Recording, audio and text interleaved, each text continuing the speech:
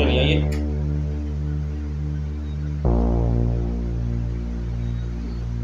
ਬੱਦਲਾਂ ਚੋਂ ਡਿੱਗਦੇ ਹੰਝੂ ਅੱਖ ਮੇਰੀ ਫਿਰ ਵੀ ਰੋਈ ਨਾ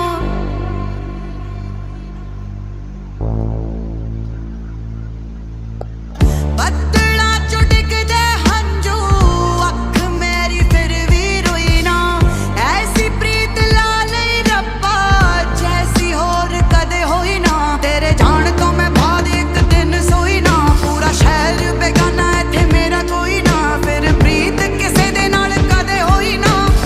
ਜ਼ਮਾਨਾ ਜ਼ਾਲਿਮ ਤਾਂ ਵੀ ਰੋਈ ਨਾ ਸਾਰੇ ਰੰਗ ਵੇਖ ਲੈ ਹੁਣ ਕੋਈ ਡਰ ਨਹੀਂ ਜਿਉਂਦੀ ਰਹੂ ਆਸ਼ਕੀ ਹੈ ਕਦੇ ਨਾ ਮਰਨੀ ਚਾਹੇ ਤੁਰਦੀ ਰਵਾਂ ਮਿਲਣਾ ਵੇ ਕਰਨੀ ਕੋਈ ਨਾ ਇੱਥੇ ਦਿਲ ਦੀਆਂ ਦੱਸਦਾ ਸਾਨੂੰ ਸਾਰੀਆਂ ਵਿਸਰ ਗਈਆਂ ਰਾਵਾਂ ਵੇ ਕਿਹੜੇ अच्छा महसूस होता है और थकान आपको